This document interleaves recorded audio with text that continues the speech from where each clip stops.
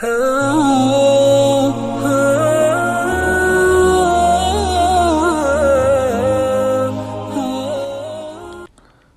علیکم ورحمۃ اللہ وبرکاتہ۔ نحمدہ ونصلی علی رسولہ الکریم۔ اللہ جس کو اہمیت دینا چاہیں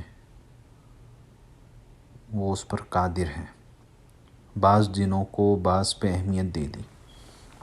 مثال کے طور پر رمضان ہے، رمضان کے دن جو ہیں اگر آپ ایک سیکنڈ کے لیے دیکھیں تو رمضانوں کے دن وہی ہیں، وہی شام، وہی دوپہر، وہی سورج نکلے گا، وہی چاند نکلے گا، لیکن ان 29 یا 30 دن کو اللہ نے اہمیت دے دی کہ جو اس میں عبادت کرے گا اس کو خوب ثواب دیا جائے گا۔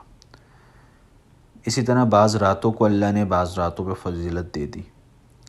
اب جو ہم لوگ کہتے ہیں شب برات، وہ رات آنے والی ہے 14 اور 15 کی جو بیچ کی جو شب ہوگی، تو وہ رات جو ہے جو شب برات کہلاتی ہے، اور ہم دیسی کلچر میں اس کو یہ کہا جاتا ہے شب برات۔ تو اس میں عبادت کرنے کی فضیلت آئی ہے، اور تقریباً حضرت مفتی تقی عثمانی صاحب حفظہ اللہ فرماتے ہیں کہ تقریباً 17 جو ہے وہ صحابہ سے یہ روایت ملتی ہے کہ اس رات کی فضیلت ہے، سگنیفیکنٹ نائٹ ہے یہ۔ ٹھیک ہے، بعض علماء اور کافی علماء یہی فرماتے ہیں کہ ضعیف حدیثیں ہیں، لیکن اصول یہی ہے کہ اگر اس کی کثرت ہو، ضعیف احادیث کی کثرت ہو، تو اس کی اپنی ایک اہمیت پیدا ہو جاتی ہے۔ تو اس رات کے بارے میں فضیلت ہے اور کافی صحابہ سے ہے، تو اس وجہ سے اس میں بڑی اہمیت پیدا ہو گئی ہے۔ یہ کہہ دینا کہ اس رات کی کوئی فضیلت نہیں ہے، یہ کہنا ایک نامناسب چیز ہوگی۔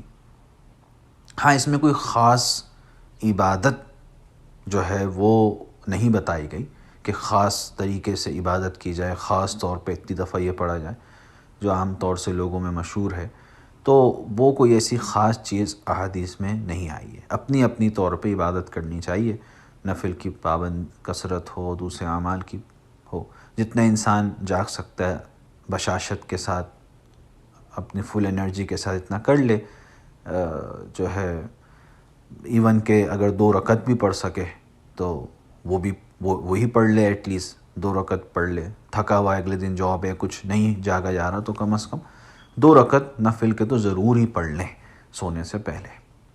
اور جتنا کوئی پوری رات جاگ سکتے پوری رات جاگ کے عبادت کرے، کوئی مسئلہ نہیں ہے۔ بہرحال یہ بڑی ایک فضیلت کی رات ہے، اس میں عبادت کو کرنا چاہیے۔ دوسرا، اس میں روزے کا مسئلہ آتا ہے کہ روزہ رکھ سکتے ہیں کہ نہیں رکھ سکتے۔ علماء کرام یہ فرماتے ہیں کہ کوئی حدیث اتنی مضبوط نہیں ہے جو 15ویں شعبان، یعنی جو رات ہے وہ تو 14 اور 15 جو شعبان ہیں اس کی جو بیچ کی رات ہے، یعنی وہ اس میں عبادت کی ہے نا فضیلت، لیکن 15ویں شعبان کو روزہ رکھنا اس کی کوئی ایسی مضبوط روایت نہیں ملتی جس کی بنا پر اس کی اجازت دی جائے کہ اس دن روزہ رکھ لیا جائے، ایسا مسئلہ نہیں ہے۔ تو روزہ رکھنے کی تو کوئی ایسی فضیلت نہیں آئی ہے، اور نہ ثواب سمجھ کر کہ اس دن جو ہے زیادہ ثواب ملے گا اگر روزہ رکھیں گے، تو ایسا کرنا بھی مناسب نہیں ہے اور نہیں کرنا چاہیے۔ جیسا کہ ہم سب کو پتہ ہے شعبان میں جناب رسول اللہ صلی اللہ علیہ وسلم ویسے ہی کثرت سے روزے رکھتے تھے، تو اگر ہم بھی رکھ رہے ہیں بہت اچھی بات ہے، بلکہ ہمیں رکھنے چاہیے۔ تو اب کوئی روزے رکھ رہا ہے کثرت سے اور بیچ میں 15ویں شعبان کو بھی وہ رکھنا چاہ رہا ہے کہ بھئی اس وجہ سے کہ آپ علیہ السلام شعبان میں روزے رکھا کرتے تھے، تو چلو میں بھی رکھ رہا ہوں 15ویں شعبان کو بھی رکھ لوں، تو اس میں کوئی مذائقہ نہیں ہے۔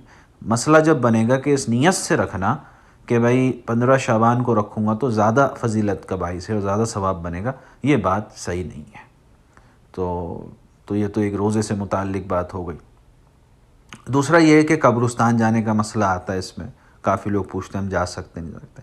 ضعیف روایت ملتی ہے کہ آپ علیہ السلام اس دن جو ہے وہ آپ تشریف لے گئے تھے قبرستان، تو اب کوئی اگر جانا یہ کرتا ہے بھائی آپ علیہ السلام ایک دفعہ تشریف لے گئے تو یہ ایک ہی دفعہ ملتا ہے کہ ایک دفعہ پوری زندگی مبارک میں تشریف لے گئے. تو اب اگر کوئی یہ پورا کرنا چاہے چلیں حضور علیہ السلام ایک دفعہ تشریف لے گئے تو چلو میں بھی ایک دفعہ چلا جاؤں, وہاں جا کے دعا وغیرہ بھی کر لی اپنے ریلیٹیوز کے لیے, ان کی مغفرت کے لیے, تو بہت اچھی بات ہے. بس ایک ہی دفعہ جائے پھر زندگی میں, یہ نہیں کہ بھئی ہر سال جانا, ہر سال وہ کرنا, یہ کرنا جو ہے وہ مناسب بات نہیں ہے. تو بہرحال جتنی بھی ہم عبادت کر سکیں ہمیں عبادت کرنی چاہیے, اللہ کو منانے کی جو ہے وہ کوشش کرنی چاہیے, اور وہ کام کرنے چاہیے جس سے اللہ راضی ہو جائے. اپنی عقل سے اگر چلیں گے تو بہت نقصان ہے, اللہ اس کے رسول کے بتائے ہوئے طریقے پہ چلیں گے تو وہ اس میں فائدہ ہی فائدہ. بعض دفعہ میں سمجھ میں آتا ہے, بعض دفعہ نہیں آتا. اصل دین یہی ہے, سمجھ میں آئے یا سمجھ میں نہیں آئے, دونوں صورتوں میں بھئی ہمیں ماننا ہی ہے, ہمیں ماننا ہی ہے. تو بہرحال یہ کچھ تھوڑی سی بات تھی شب برات کے بارے میں, میں نے کہا چلیں اس کو کر لیا جائے. اللہ پاک ہم سب کو عمل کرنے کی توفیق نصیب فرمائے. جزاک اللہ خیر. السلام علیکم ورحمۃ اللہ.